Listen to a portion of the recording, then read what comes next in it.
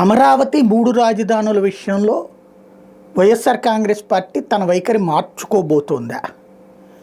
వాస్తవానికి 2014 తర్వాతన అమరావతి రాజధాని అన్నటువంటి విధానంతో వెళ్ళినటువంటి తెలుగుదేశం పార్టీ 2019లో దారుణంగా దెబ్బతిన్నది. అమరావతి ప్రాంతంలోనే ఓటమి పాలైంది.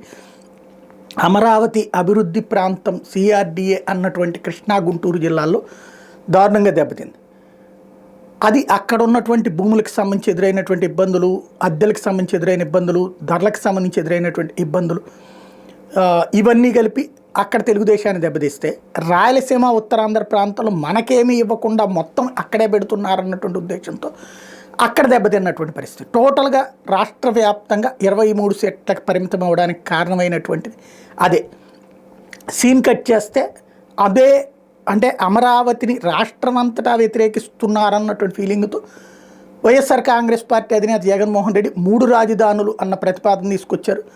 అందులో అసెంబ్లీ శాసన రాజధాని అంటూ అమరావతి, అలాగే కార్యనిర్వాహక రాజధాని అంటూ విశాఖపట్నం, అంటే ఒరిజినల్ క్యాపిటల్, అదే సమయంలో న్యాయ రాజధాని అంటూ హైకోర్టుని తీసుకెళ్ళి కర్నూలు అని చెప్పారు. 3 ప్రాంతాల వాళ్ళకి సమన్యాయం అన్నారు. ఆ రోజున తెలుగుదేశం పార్టీ దాన్ని విమర్శించింది, జనసేన విమర్శించింది. జనసేన సైలెంట్గా ఉంది ఆ టైంలో. 3 రాజధానులు అన్నటువంటి చూస్తాం అన్నటువంటి రూట్లో ఉంది. భారతీయ జనతా పార్టీ కూడా పెద్దగా స్పందించలేదు. తెలుగుదేశం మాత్రం అమరావతికి కట్టుబడి ఉంది. అదే సమయంలో వీళ్ళు 3 రాజధానులు అన్నటువంటి పాయింట్ తీసుకుంటూ వెళ్ళారు. అప్పుడు అమరావతి రైతులు ఉద్యమము, పాదయాత్రలు ఇవన్నీ జరిగిన పెద్దగా స్పందన లభించలేదు. రోజులు పోయే కొద్దీ 3 రాజధానులు చేద్దామనుకున్నటువంటి వైఎస్ఆర్ కాంగ్రెస్ పార్టీకి వల్ల కాలేదు.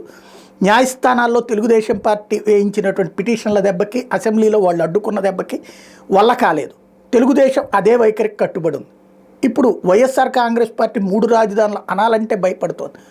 ఎందుకంటే 3 రాజధానులు నాకు 3 ప్రాంతాల్లోనూ దారుణమైన దెబ్బతింది. 11 స్థానాలకు పరిమితమైనటువంటి పరిస్థితి. ఏదైతే కార్యనిర్వాహక రాజధాని అన్న విశాఖలో దారుణమైనటువంటి పరిస్థితి, ఉత్తరాంధ్రలో దారుణమైన పరిస్థితి, ఇక్కడ పోయి ఈ మొత్తం సున్నాకి అయిపోయినటువంటి పరిస్థితి ఏది శాసన రాజధాని అన్నటువంటి ప్రాంతంలో. అదే సందర్భంలో రాయలసీమలో కూడా రెడ్లే ఓడగొట్టినటువంటి పరిస్థితి. దీంతో ఇప్పుడు తన వైఖరి మార్చుకోబోతోందా?